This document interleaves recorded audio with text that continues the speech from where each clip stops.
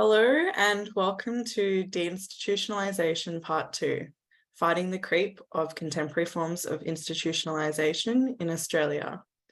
My name is Vanna Hermans and I'm a proud Wiradjuri woman, a proud disabled woman, and will be attending COSP 16 with Queensland Advocacy Incorporated. Today, I am wearing a light pink shirt and some gold hoop earrings. I have fair skin. I have dark brown hair tied back in a ponytail, and I'm wearing framed glasses. I would like to acknowledge that this discussion was facilitated and filmed on the lands of the Jagera and Turrbal peoples. I acknowledge the elders and ancestors of this place and acknowledged the Jagera and Turrbal people's ongoing connection to land, waterways, and skies. This land always was and always will be sovereign Aboriginal land. I also wish to pay my respects to the Lenape peoples, the traditional owners of the land on which this discussion is being broadcast.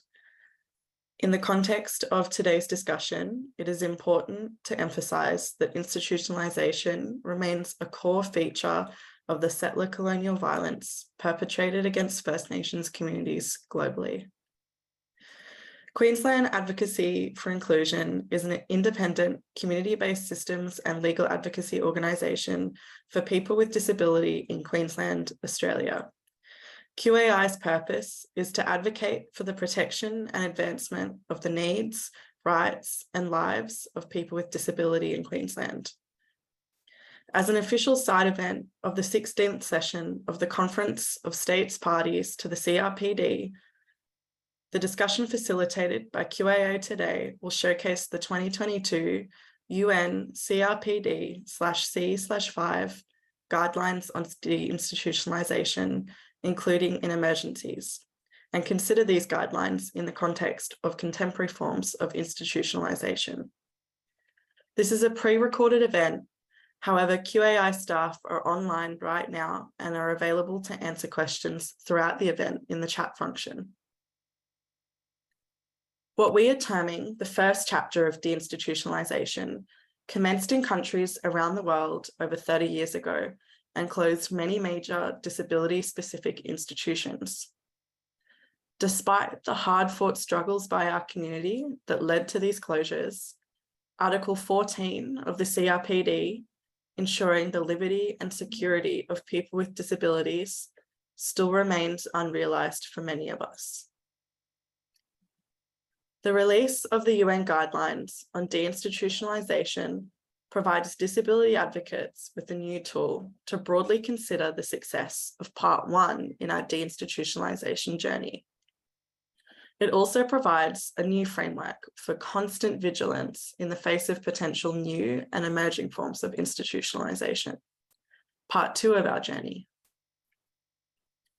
In Queensland, a state of Australia, we are witnessing the way in which the funding of disability supports and laws around forensic and mental health orders are effectively creating contemporary institutions.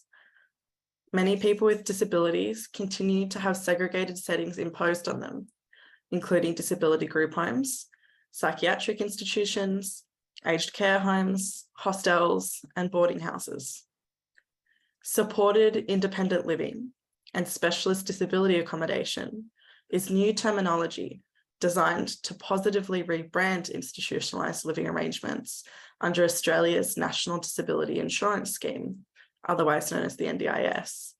Yet the fresh labelling has not brought about a new approach to shared living arrangements in which practices of abuse, exploitation, and neglect have continued.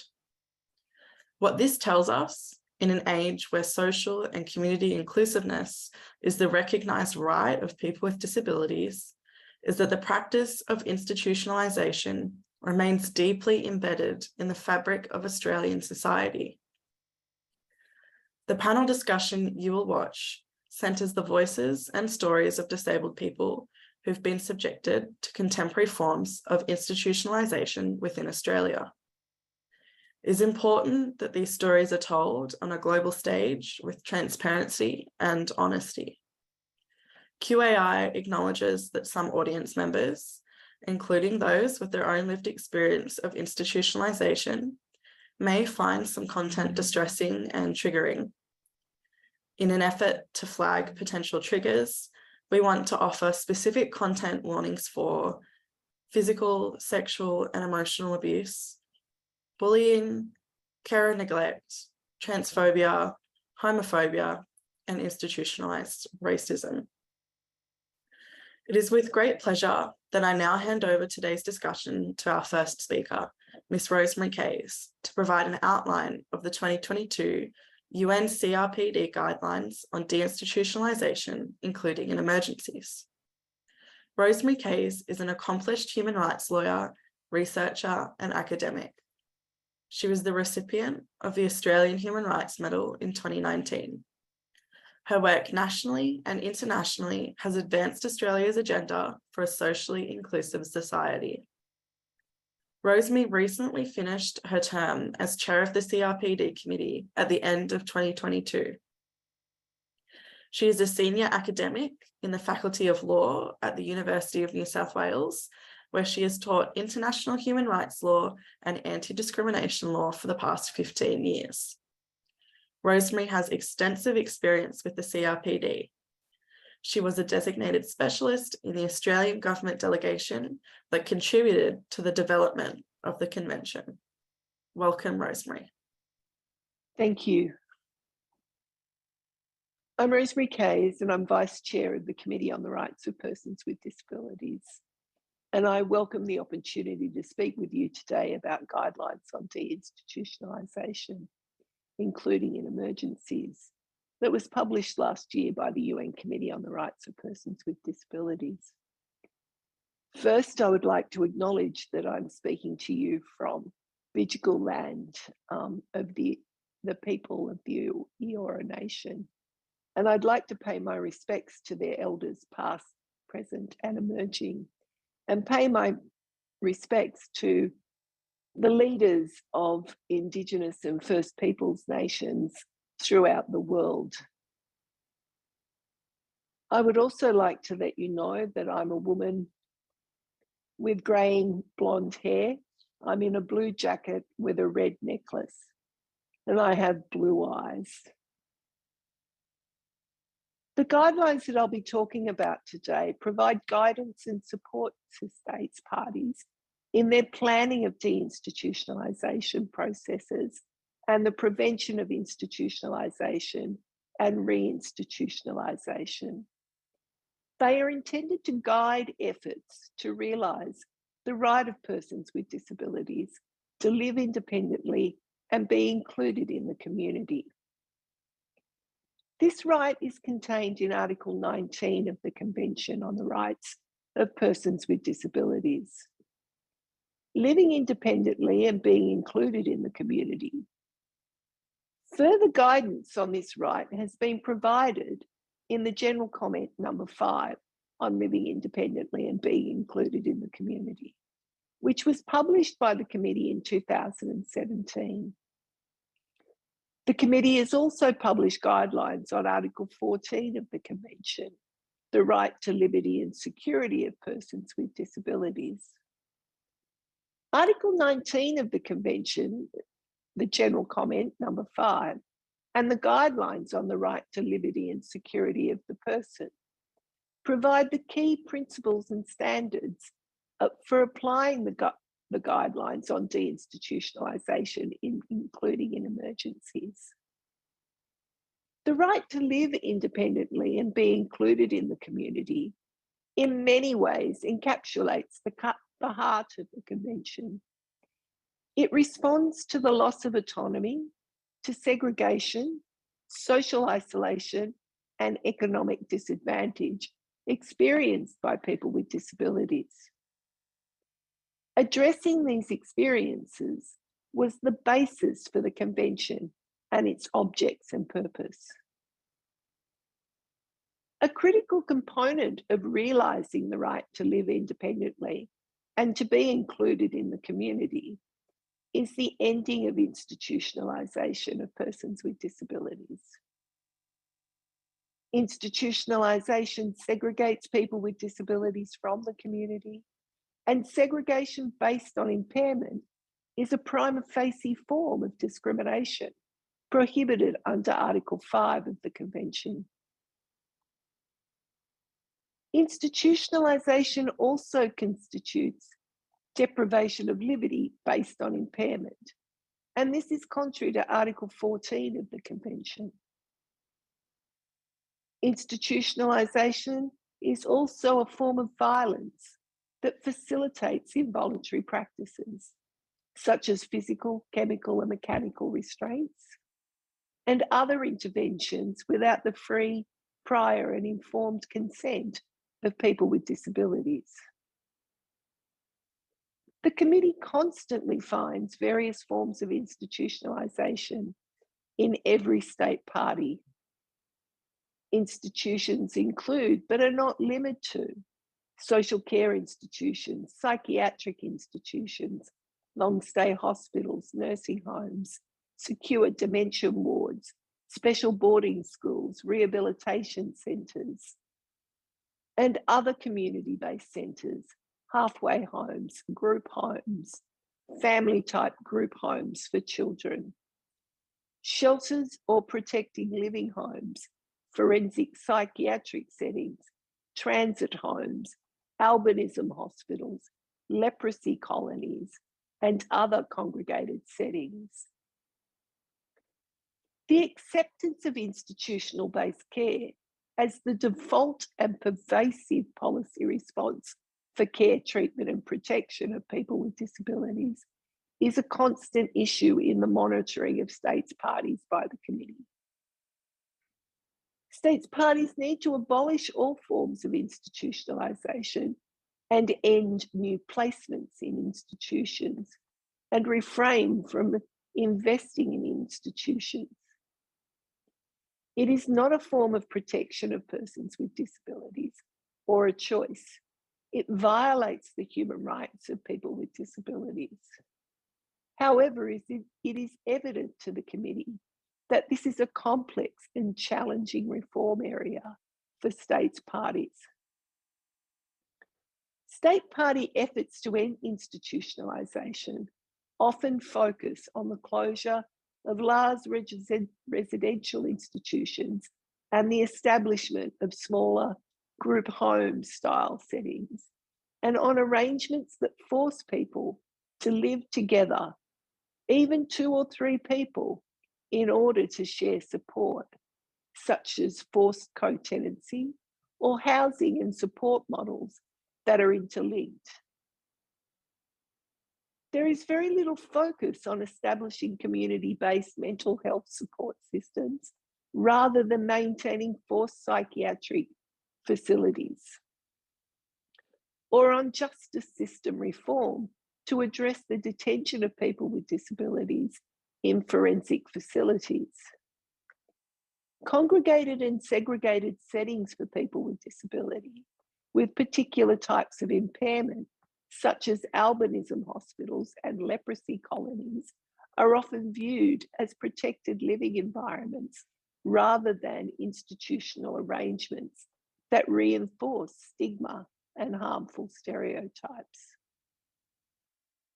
The development of the guidelines on deinstitutionalisation, including in emergencies, was largely a response to these situations, but there was added urgency for their development based on the experience of people with disabilities during the COVID-19 pandemic.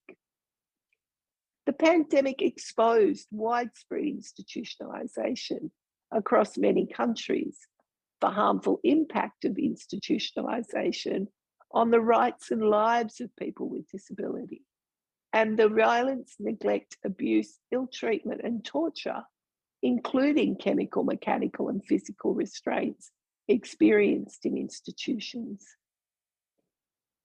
The committee conducted 7 regional consultations with people with disabilities and their representative organisations, including many survivors of institutionalisation. The guidelines set out key elements of institutionalisation processes, which largely encompass the following: enabling people with disabilities to regain control of their lives, to make their own decisions and to express individual will and preference. This will require supported decision-making mechanisms to be established and provided. Enabling people with disabilities to choose and manage community-based support. This will require the development of a range of high-quality, individualised support and inclusive mainstream services. Ending funding and investments in institutions and relocating funding to ensure the sustainability of inclusive community support systems and inclusive mainstream services. Ensuring safe, accessible, and affordable housing in the community. Undertaking law and policy reform to ensure that people with disabilities can live independently and be included in the community. Adopting deinstitutionalisation plans and strategies and ensure that people with disabilities, through their representative organisations, and particularly survivors of institutionalisation, are closely consulted and actively involved in the design, implementation and monitoring of deinstitutionalisation. Recognising and responding to the diversity and personal identities of people with disabilities, including in relation to gender, age, race, Indigenous status, and LGBTIQA+ status. Establishing a redress and reparations framework in recognition that institutionalisation is a violation of human rights. Collecting disaggregated statistical research and administrative data to enhance deinstitutionalisation processes. Ensuring deinstitutionalisation processes are effectively monitored. And ensuring international cooperation supports deinstitutionalisation and does not maintain or reinforce segregation in institutions or disability-based coercive measures. These elements are fully detailed in the guidelines. The practical implementation of Article 19 will require significant, coordinated and multi-sectoral change across all levels of government in order to effect legislative and cultural change to transform society. It will require strong political leadership and a commitment to break the accepted and pervasive belief that people with disabilities require special institutionalised forms of care, treatment and protection. This task is critical to ensure that the rights of people with disabilities are realised. Thank you. Thank you, Rosemary, for outlining the guidelines and walking us through what elements make up an institution under the UN definition. I'm Brianna Bell, a lawyer and advocate at QAI and a proud disabled woman. I'm a white woman with long brown hair, sitting in a wheelchair, and I'm wearing a blue shirt today and working today on Yagara and Terrible Land. As Rosemary has explained, what makes up an institution includes many factors, and many disability activists even use a little test called the burrito test to identify particularly modern institutions in the wake of the first waves of deinstitutionalisation. In short, the test is, if you wake up in the middle of the night and want to microwave a burrito, will you be allowed to? If you won't, or if you'll be penalised for doing so, the setting may be an institution. Our panel today will be discussing institutionalisation in the Australian context. In Australia, disability supports for people with substantially reduced functional capacity as a result of permanent impairment are provided through a scheme called the National Disability Insurance Scheme. The NDIS provides a range of supports, including something called Specialist Disability Accommodation, which is a subsidy for the additional costs of disability-specific accommodation, and Supported Independent Living Funding, which is a way of funding support worker assistance that often involves shared care. Our panel today includes 4 people who all have experienced institutionalisation in one form or another. Today we have Annabelle Oxley. Annabelle is a transgender woman with cerebral palsy who is a writer, speaker, and advocate for LGBT people with disabilities. She works for the Queensland Council of LGBTI Health to provide intersectional training to service providers on how best to care for LGBT people with disabilities. Maurice Alistair Quirk is a writer, advocate, and PhD candidate at the University of Sydney in the Studies of Religion department. He draws on his experience with mental illness as well as with autism. He has particular interest in rights surrounding disability and gender identity. Sam Peterson is an accomplished visual artist, writer, and performer. Sam's advocacy focuses on access and the lack of it to places, people's minds, and opportunities. Sam is an AAC and power wheelchair user. Judulu Mutimi is a Yarrabah man born into a prisoner of war camp and a survivor of institutional racism, colonisation, oppression, and enslavement. Judulu and his family have all suffered from institutionalisation imposed through the process of colonisation. Thank you to all of our panellists for joining us today. The first question that I'm hoping the panel will be able to answer for me is if you can describe what your experience of institutionalisation was like and describe the institution that you were in and why you were there. Annabelle, would you be happy to start us off? Of course. My experience with institutionalisation starts almost as early as I can remember, because very often I would need to go into surgery at hospitals where I would stay for up to 2 to 4 months at a time. And as well as that, I have experience with the previous model of disability care in Australia, which very often housed all of your care within one institution, be that OT, personal care, or other services. No matter where those services were delivered. And finally, I recently went through the process of joining an SDA before pulling out at the last minute. Thank you. Thank you, Annabelle. Mo, would you be happy to share next? Hi, I'm Maurice. I'm coming to you from Wangelland in so-called Sydney. I am wearing a white collared button-up, a knitted black sweater vest. I have fair skin, blonde brown hair, and I have big glasses.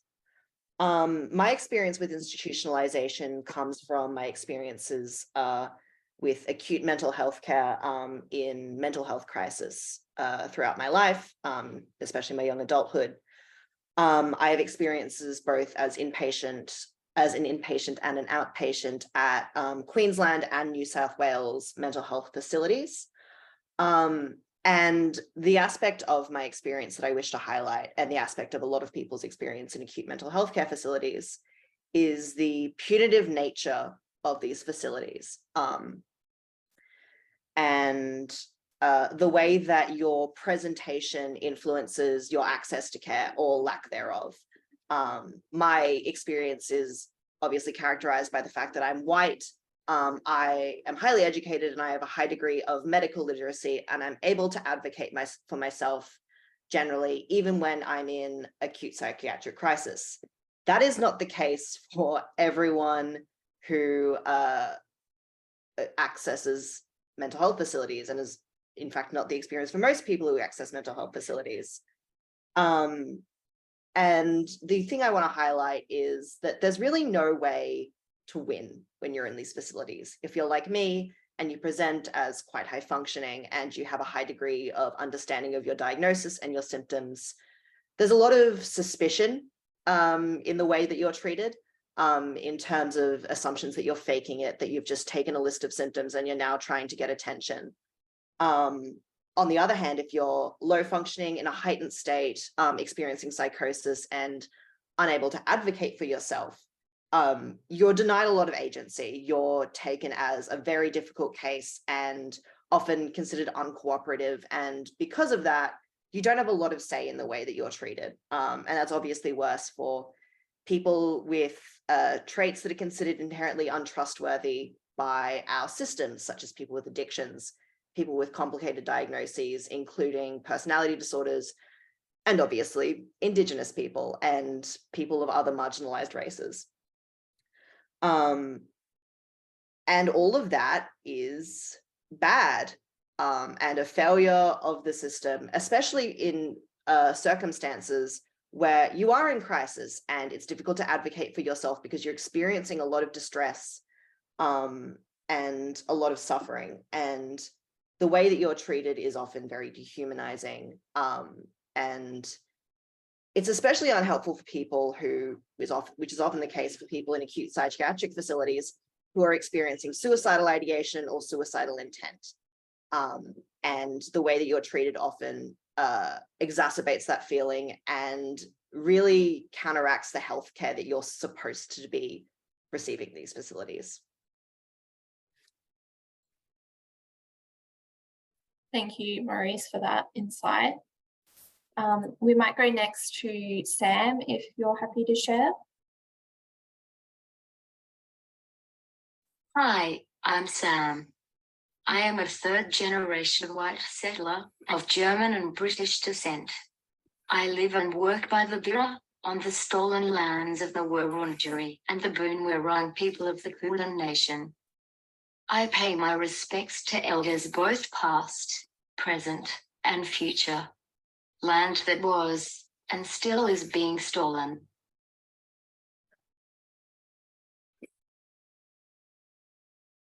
I'm 37 years old. I have mousy brown hair and fair skin. I'm wearing a green and pink jumper.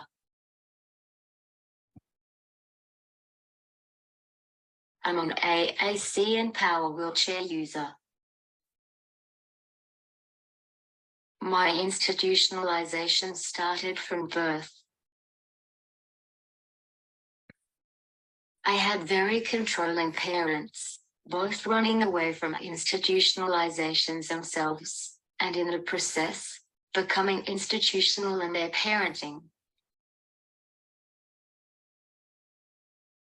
A weird mix of hippie strictness which was always changing. And they cut me off from much of society. And society let them.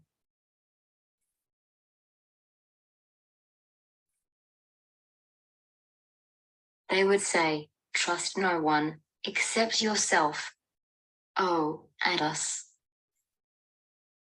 I was homeschooled, without really being homeschooled. Dad would proudly say, self-schooling, with little resources given to us by them, and again denied the resources of society by them. Mum tried to teach me to read, but would scream at me when I got words wrong.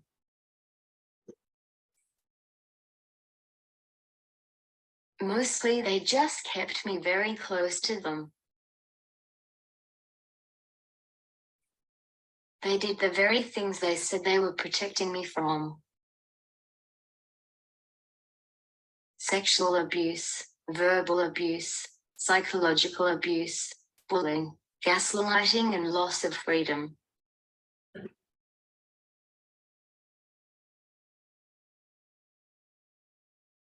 All this while having a growing disability that my parents were abusively trying to cure me of.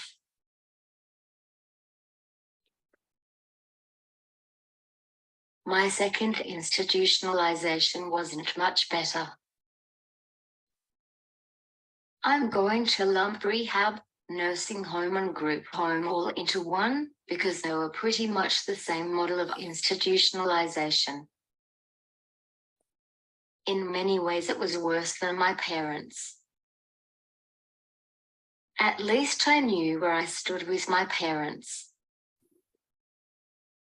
Every change of shift, it could be anyone, and most often it was anyone, and you had absolutely no choice.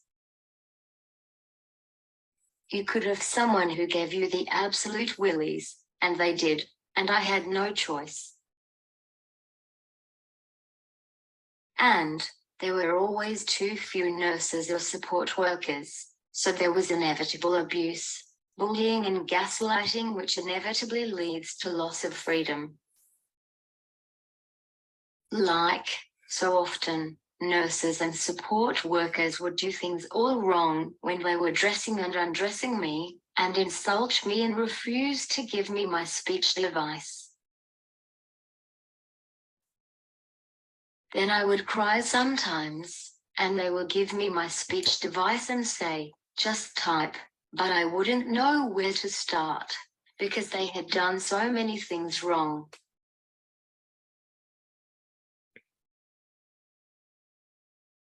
And sometimes they would just leave me and support someone else.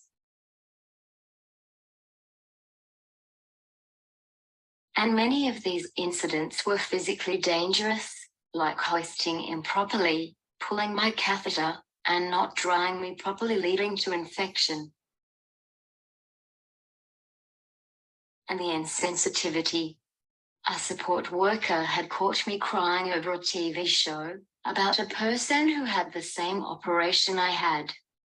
The operation was successful for them, and their family was getting their whole home made over because of it. Meanwhile, I was stuck in a group home, enduring all this slow violence. The support worker chided me, saying, "You knew the risks." The utter insensitivity of them, saying that is seared into my brain forever. If someone close to you died in a car accident, would you not allow yourself to grieve because you know the risks of the road?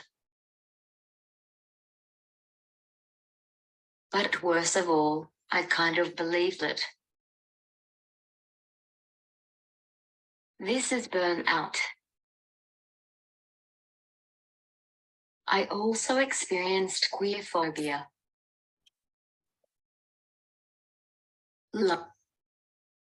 Like, I used to say I was bi. Then a support worker said I was greedy.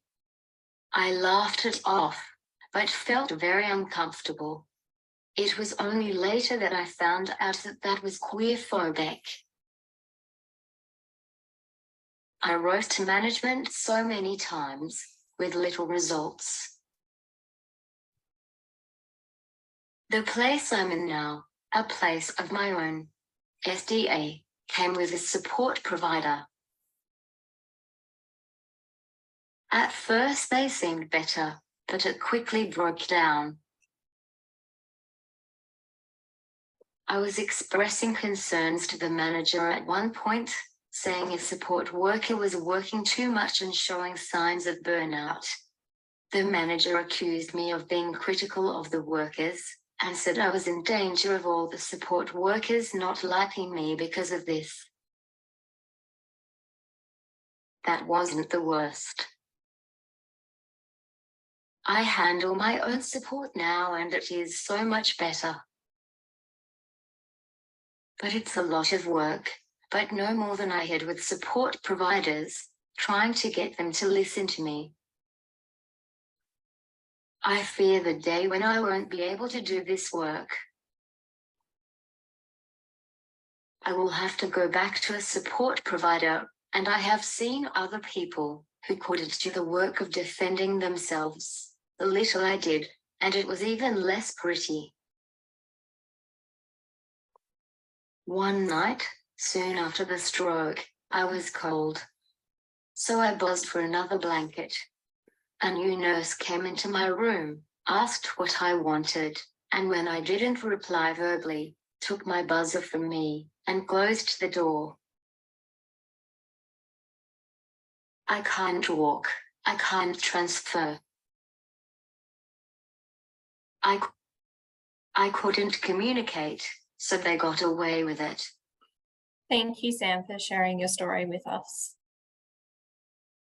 We'll now hear from Judaloo about his experience of institutionalisation.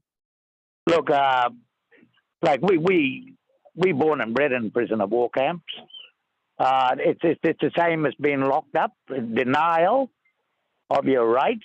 Our mob been subject to that since the First Fleet came to the thing. Within 80 years, there was the massacres, the locking up of our mob, just continue right up till today. And to be locked up like us, we born and bred in them camps. It's just the impact on family life, family itself. It's too great to, you know.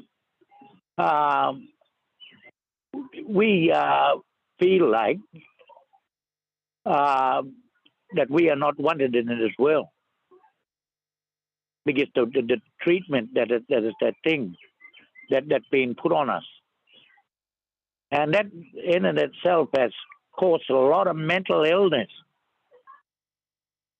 because Mufula come from a culture that talk about life, not suicide, nothing. We come from a culture that looks after each other. You know, we come from a culture that respect everything, from the birds in the sky to the ants on floor you're walking about.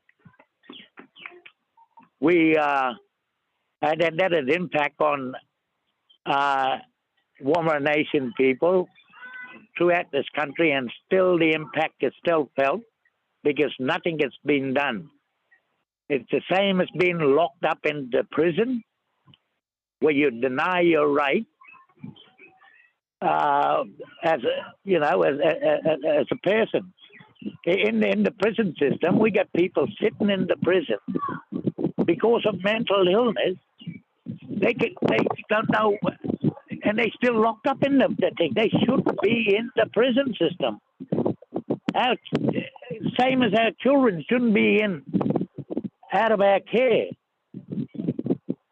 The support for us to look after our own people is very, very hard to find because the support is run and operated by government mob through the NDIS, and it's given to basically the church group to lay out the NDIS program, which, you know, and a place like Yarrabah, we done a study on one lad. It cost the state $270,000 a year to look after one person who has 2 or 3 other carers. These things are not given to our people to look after our mob.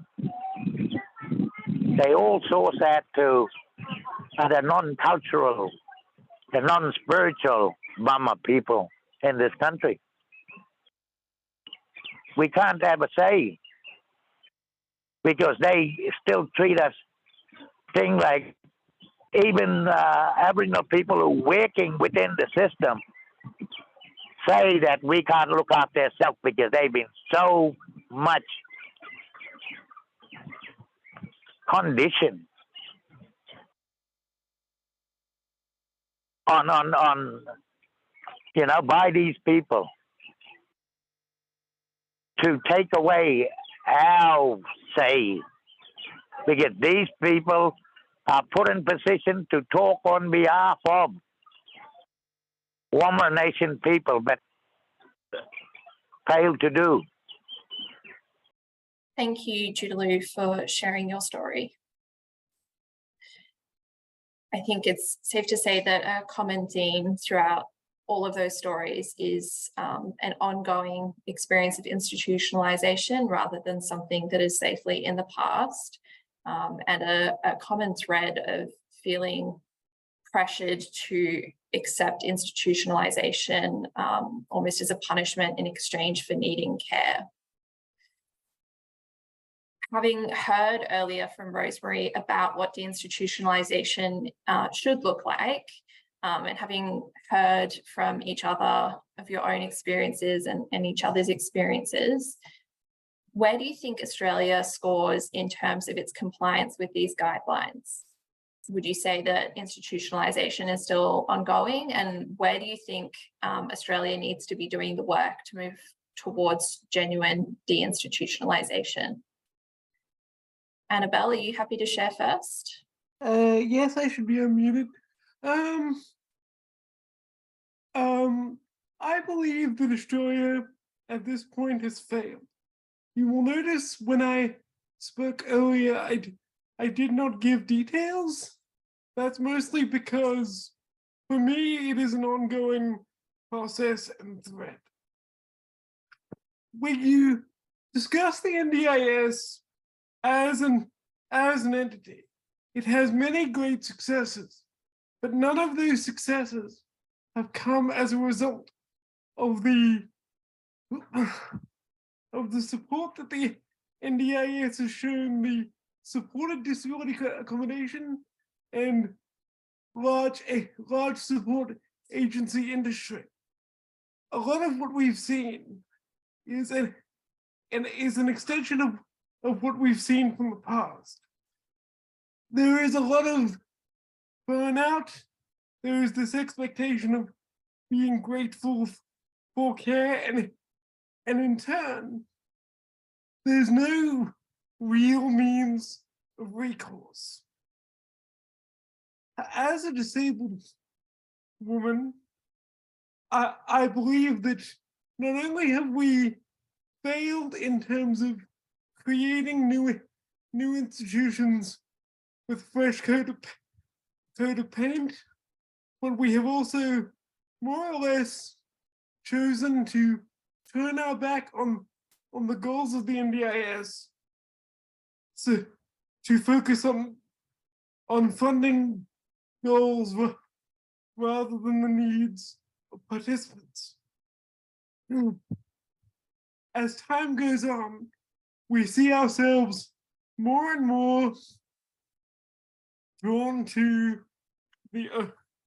the models of old where funding was consolidated, funding which led to injuries on my part, injuries on Kayess' part, and a hole in my wall that I only managed to get patched less than 5 years ago, despite it being there for almost 2 years before that.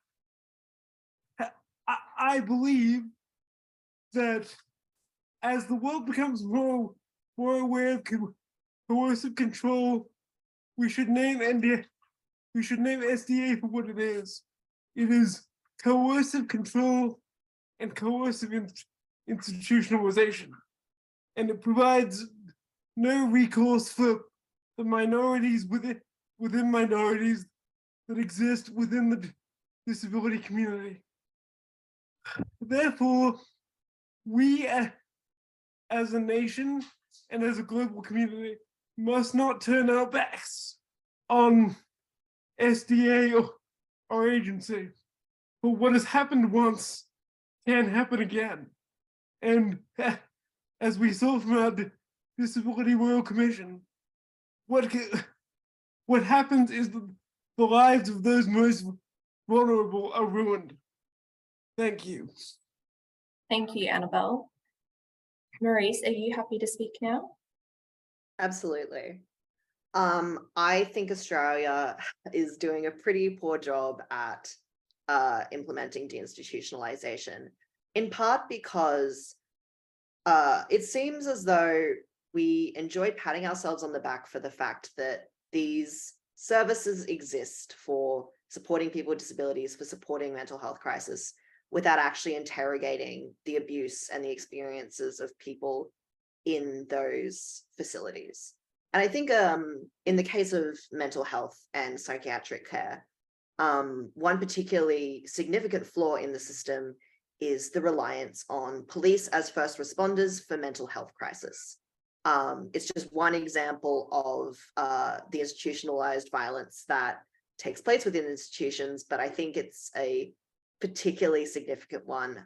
I personally have, in calling an ambulance for mental health crisis because I was at risk to myself, I have had police officers come to my house with weapons, which makes the situation a lot more dangerous than it needs to, and is a very inappropriate way to respond to someone who is in crisis, especially since it puts them at increased risk of violence should those police officers assess them as perceive them as being a risk, especially for people who are in demographics that police generally view as more threatening.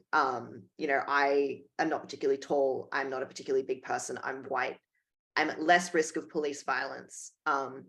And yet in those moments when there were police in my house, when I was in like psychiatric crisis, I felt so profoundly unsafe, and even more unsafe than I was just by myself. And, you know, that police violence has been evidenced in New South Wales recently, last week with the tasering of a 95-year-old who had dementia in an aged care facility. And that woman has sadly since passed away due to the incident. And that's just one example of the way that mental health care in quotes in Australia relies so heavily on the police and other types of institutionalized violence in order to manage people who are in crisis and perceived as a risk because they are in crisis. The focus is not on helping them, it is managing them. And, you know, I think these are really, these are aspects that are really, really inherent to the system and that won't go away unless we have a serious upheaval of the way we think about response to mental health crisis and response to vulnerable people in crisis in general. Thank you for sharing. Sam, are you happy to share now? Same, not nearly enough. Attitudes have to change, but in order to do that, they need support for the attitudes to change. So there needs to be funds to do that. Otherwise, these attitudes get all burnt out and continue the cycle of institutionalisation. Thank you, Sam. We'll now go to Judaloo if you're happy to comment. Well, they down the bottom line. A lot of my people are still locked up. There's people in the prison who they cannot take to court because of, you know, certain that thing. They can't, and they just left in prison. You can't leave people with mental health sitting in prison without the help. And like, you know, because we've got a community full of stressed out people who, you know, so stressed that the level of suicide and all this just keep on building. Because Yarrowby says institution itself, where's the goodwill of the Anglican Church? They left us there. With the goodwill of government to start negotiating or talking to us about the return of our children. That's an institution in itself. They're institutionalizing us. So we don't do the job that we, under law and spirit, that we have to do for our people. Institutions, there's a better way. We didn't have those sort of things in our thing because there is a code of conduct and law that talks about respect and all that sort of thing. That code of conduct has been smashed. The values of that code of conduct are being oppressed because they don't carry the values of our people. To institutionalize someone means you've got a problem, that you cannot look after your mob, that we and our mob that have been institutionalized, we can't break that sort of thing until we get back to our law and culture and our spirit. But to institutionalize anybody, it's a shame, unless you got a good reason. But we got a law that can cover all that. Institutionalized is not a way to go for anything. These people need help. H-E-L-P, that's what they need. And people around them. You can't leave them people in the prison system because that's not humane. That's not human. Thank you to Judaloo for sharing. And thank you to our whole panel for sharing with us today. I know those are very personal and sensitive stories, and particularly when you are at ongoing risk of those sorts of threats and violence, it's incredibly powerful, and we're very grateful for you having taken the time and the energy to share with us today. We'll now be going to Matilda Alexander, the CEO of QAI, to tell us a little bit about QAI's project to monitor progress of deinstitutionalisation. Thank you, Brianna. My name is Matilda Alexander. I'm the CEO of Queensland Advocacy for Inclusion and a human rights lawyer from Australia. I'm so excited about these deinstitutionalisation guidelines because I think they provide us with a new and really clearly articulated framework to analyse how we're tracking on the process of deinstitutionalisation. I think they do a great job of defining what is an institution in a way that doesn't allow for a fresh coat of paint, as Annabelle described it, to be put over what is an institution. Looking at things like lack of choice, segregation, a paternalistic approach to service provision, rigidity of routine, irrespective of personal will and preferences, these kind of factors that will define whether or not something is an institution. And the deinstitutionalisation guidelines also do a really good description of the process for how we go about deinstitutionalisation and the interconnected processes that are involved with that, including full legal capacity, access to housing, support service options, and regaining control over people's lives. I like the fact that it says state parties should have a high quality and structured plan for deinstitutionalisation and a detailed plan with timeframes, benchmarks and resources, and that monitoring mechanisms should ensure accountability and transparency. So part of these guidelines state that states should collect data appropriately and ethically to record what is going on in terms of deinstitutionalisation. If they can't show that they are meeting the deinstitutionalisation guidelines, then they are not. Accountability is part of the deinstitutionalisation process. So we've developed this report card to be used to assess the progress of governments towards the full deinstitutionalisation of people with disability using clear and measurable criteria. So we're inspired by other human rights tracking tools like the Human Rights Measurement Initiative, but we wanted to create a tool that was in the hands of civil society organisations. So civil society organisations have a unique perspective, not always a better perspective, but certainly part of the picture. We might not be able to see the data and all of the information that the government has, but what we can see is what's in our immediate client groups or immediate family and friends, and we can report on that and speak out about that. So the aim was to make a tool that can be adapted and applied by civil society organisations and others. We're still developing this, so any feedback is welcome. This tool can be used to track compliance with the guidelines, progress from over a time frame, and also a comparative approach between different jurisdictions or countries. So we hope that civil society organisations can use this tool, this report card tool, to enhance accountability, to run campaigns and to generate discussions.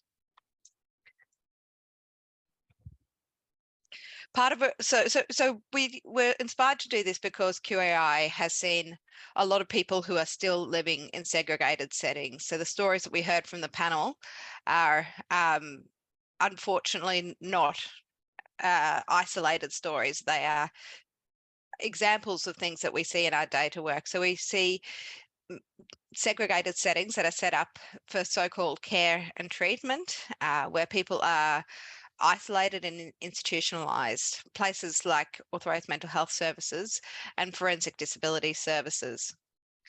We've also seen the structure of funding designed to give choice and control, like our National Disability Insurance Scheme, but which in effect can further institutionalize if not considered through a framework such as the Deinstitutionalisation guidelines. And it was good to hear from Rosemary. Segregation due to disability is prima facie discrimination and also violence, and really agree with those words.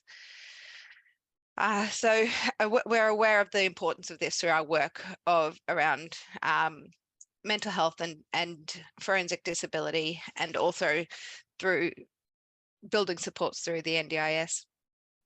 QAI's report card on deinstitutionalisation has a number of benefits. It can be used to monitor the growth or reduction of certain settings, which are institutions, the extent to which people with disabilities exercise full legal capacity, the extent to which people with disabilities have access to accessible housing, any remedies, reparations and redress, and the extent to which people with disabilities have access to community-based support and service options which are accessible.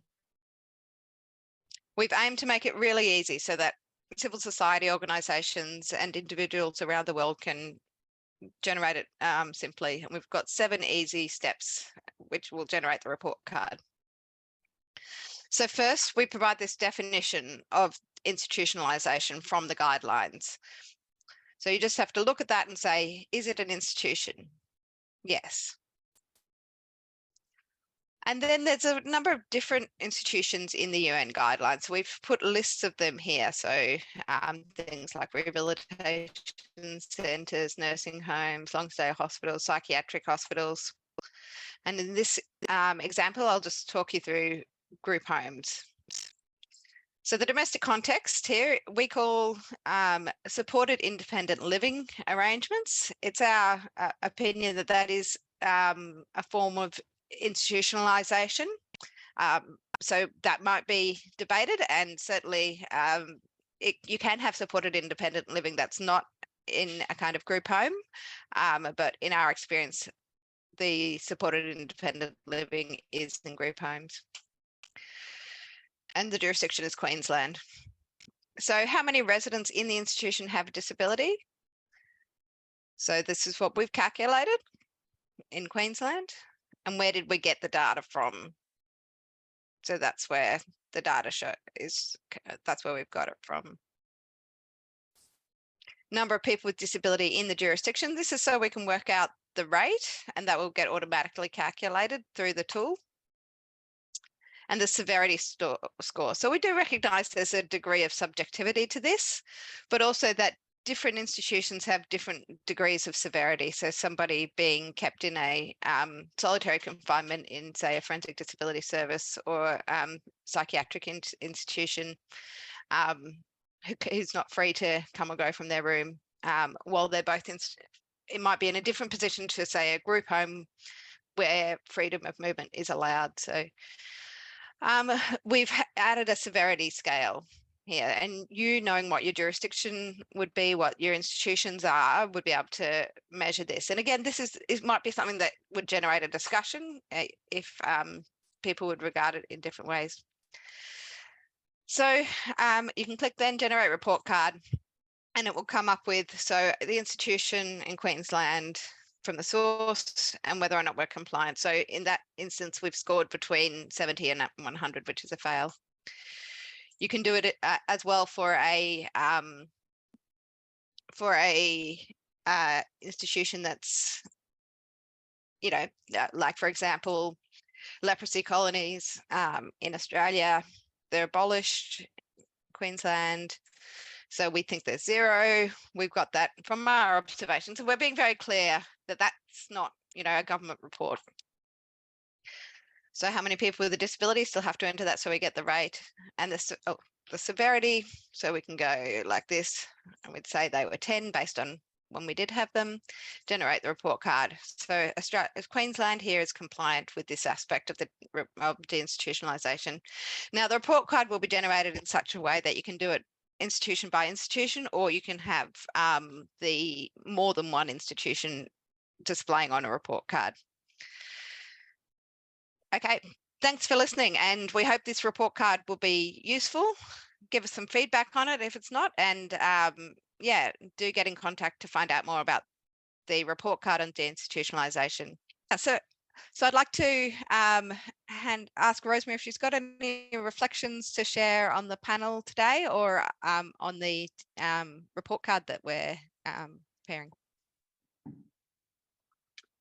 Thank you very much, Matilda, and I'd like to thank each of the panelists for their very powerful responses to the questions, and for them sharing their experiences with us today. All 4 speakers were incredibly powerful, and I thank you very much for your honesty and what you were prepared to give of your experiences for us to have this conversation.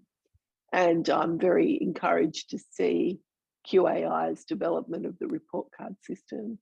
I think as a policy tool, it will be very useful for advocates, but also for states parties as well, to be able, and monitoring mechanisms within countries, so national human rights institutions and ombudsmen.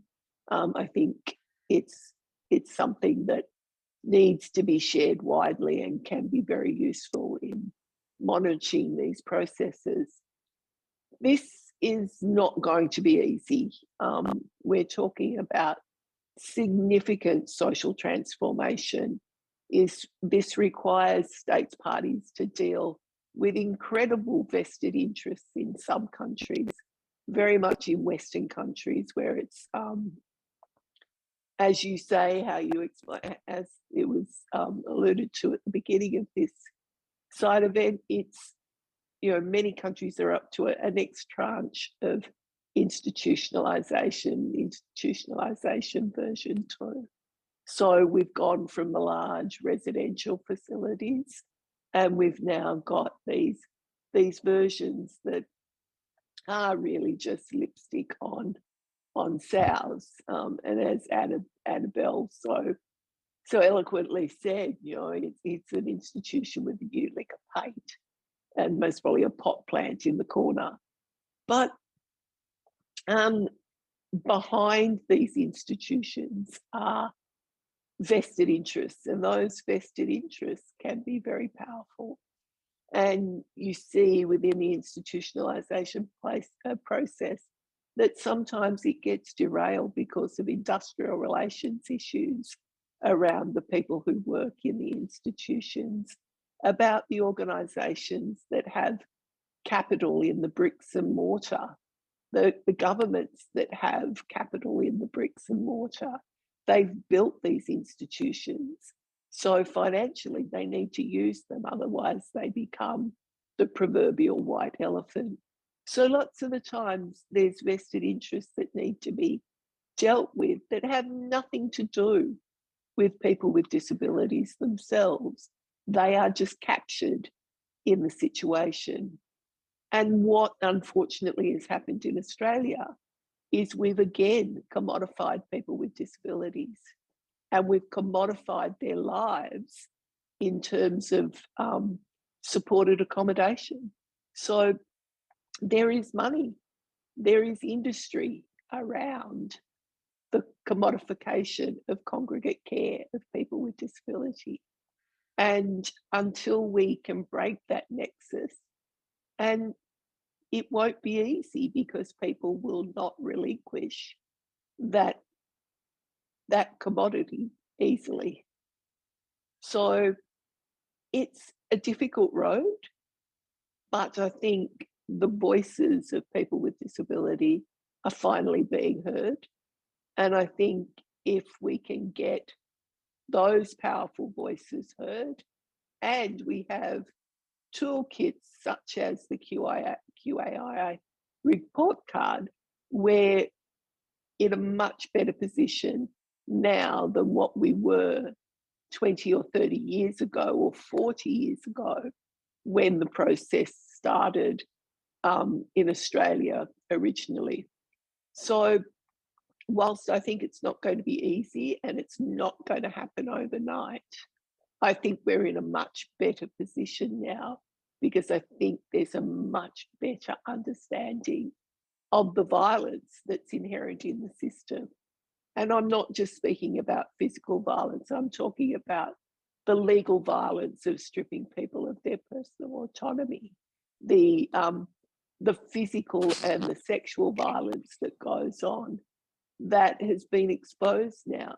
And coronavirus demonstrated the way that people are left vulnerable to not just violence and exploitation in closed settings, but they are vulnerable to things such as viruses that run rampant through congregate care settings and left people with disability who were high risk to those sorts of medical conditions to then be left incredibly vulnerable in those situations. So it's a long way to go, but it's a very, very important objective that we've got to reach. Thank you so much, Rosemary. I feel like every time I have the opportunity to listen to you speak, I learn so many new things, and you always are so eloquent in your articulation of such complex and heavy issues. So I really appreciate you joining us here today, and thank you also to all of our panelists who have shared such personal stories with us and such profound insights. QAI is really grateful to have had all of you here to speak, because it wouldn't have been the same event without you, of course, but we also feel very genuinely that it wouldn't have had the value that it has had today as a result of your presence. QAI staff will be available online now if anyone has any questions or concerns that they would like to raise with us. But thank you all for joining us today.